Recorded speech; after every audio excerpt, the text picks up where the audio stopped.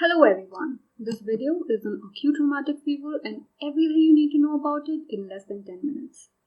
Now, acute rheumatic fever is infamously known as the disease that licks the joint but bites the heart. It is a multisystem disease resulting from an autoimmune reaction to infection with a group A streptococcus. Now, although it affects almost all parts of the body, its manifestations there resolve completely except in the heart, especially causing valvular damage and rheumatic heart disease after recurrent infections which may persist after the other features have disappeared. Hence, it is known as the disease that licks the joints but bites the heart. Coming to its epidemiology, it usually affects children between the age of 5 and 14 years and is more common in developing countries, and continues to be the leading cause of acquired heart disease.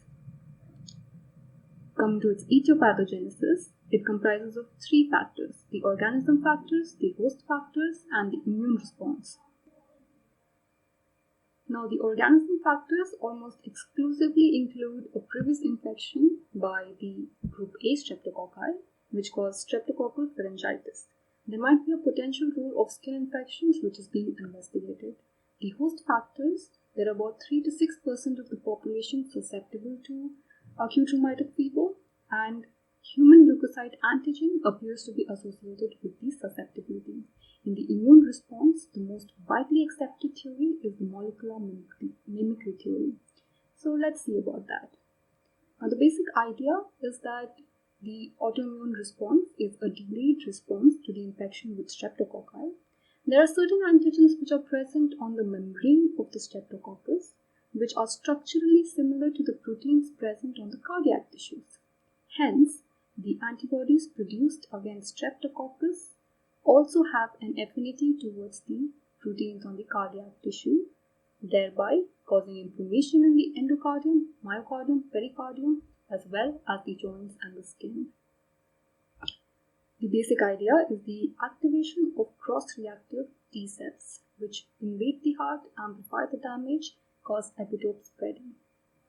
Coming to the histology of this, we see fibrinoid degeneration in the collagen of the connective tissues, and the pathognomonic feature of this is the presence of Ascough nodules or Ascough bodies.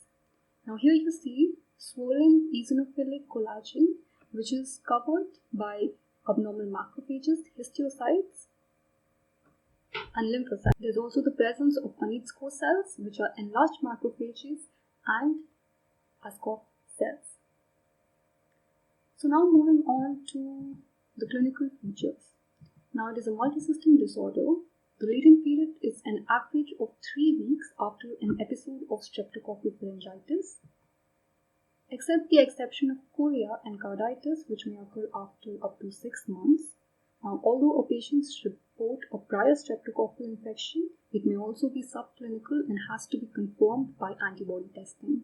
Now, the main clinical features of this disease include arthritis in 75% of the patients, and rashes, subcutaneous nodules, carditis, and neurological changes.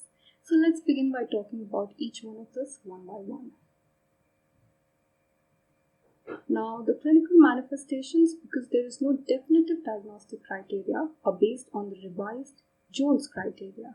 Now, this criteria was suggested by Dr. Jones and improvised by WHO over the years, which includes rheumatic fever positive in presence of 2 major manifestations or more, or 1 major manifestation plus 2 minor manifestations in the presence of a preceding streptococcal infection. Coming to our clinical manifestations. Now, the first one includes heart involvement. So the hallmark of this is valvular damage. So as you can see in this picture, this is the left ventricle and this is the left atrium, between which are the mitral valve. Connecting the mitral valve to the papillary muscles are the chordae tendineae. So here in this disease, we see thickening of the mitral valve, we see thickening and shortening of the chordae tendineae, as well as vegetative growths around the same.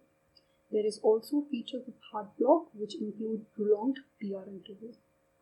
The next feature includes joint involvement. So here we see a typical migratory arthritis. So as you can see in this picture, arthritis is the inflammation of the joints, particularly the large joints in this case. It involves the knees, hips and elbows, and it is migratory in nature. Okay, so this is a migratory polyarthritis. Pain is usually severe and disabling. The next feature is chorea. Now, chorea derives from a Greek word indicating a dance which has rapid movements of hands and legs. Now, in this, we observe it comes after a prolonged latent period of about 6 months, commonly seen in females, and the choreiform movements include rapid, jerky, involuntary movements of the head and the limbs. It may be generalized or in one side, and there is an associated symptom of emotional liability or obsessive compulsive traits. Coming to the skin manifestations, first up we have erythema marginatum. So here you can see pink macules that clear centrally, usually occurring on the tongue, the limbs, almost never on the face. Apart from that, we see subcutaneous nodules which are painless and mobile, occurring on bony prominences, usually in the feet, elbow, hands and vertebrae. So these were all of our clinical manifestations, including carditis, migratory polyarthritis, chorea, erythema marginatum and skin nodules. The minor manifestations, they include arthralgia or joint pain, fever between 100 and 102 degrees Fahrenheit, elevated ESR, C-reactive protein and white blood cell count, which indicate inflammation. There's also features of heart block with a prolongation in the PR interval. Finally, coming to our confirmatory diagnosis, we have the evidence of systemic illness, which is tested through the white blood cell, the C-reactive protein level, and a raised ESR, which are all indicative of inflammation. In the evidence of preceding streptococcal infection, we have a throat swab culture and antibody testing for anti-streptolizin O antibodies, where we see rising titers and levels above 200 and 300 units in adults and children respectively. Evidence of carditis is done through chest X-ray, ECG, which detects a heart block, and echocardiography, which shows us the hallmark, which are the valve abnormalities and cardiac dilatation.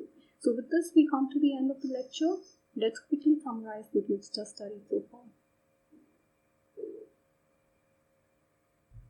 We saw that acute rheumatic fever, it was a disease that licks the joint but bites the heart. It was a multi-system disease resulting from an autoimmune reaction to streptococcus, affecting all parts of the body, but the damage persisting in the heart, especially the valves. We saw the epidemiology, where it was common between 5 to 14 years of age in developing countries. We saw in detail about the organism factors, the host factors, and the immune response involved in etiopathogenesis, as well as the molecular mimicry theory that showed a cross-reactivity between the antigens present on the streptococcus as well as the proteins present on the cardiac tissues. We saw the pathognomic Askov nodules, a latency period of 2 to 3 weeks after streptococcal pharyngitis, the revised Jones criteria, and the major and minor manifestations of the disease, including carditis, migratory polyarthritis, chorea, erythema marginatum, and subcutaneous nodules. Finally, we concluded with the confirmatory diagnosis, which included evidence of systemic illness, preceding streptococcal infection, and evidence of carditis. So with this, we come to the end of the session. Thank you so much for watching, and I hope this helps. There's a detailed video on the same video, so if you want to watch that, I'll be linking that in the description box. I hope this helps. Have a good day. Thank you.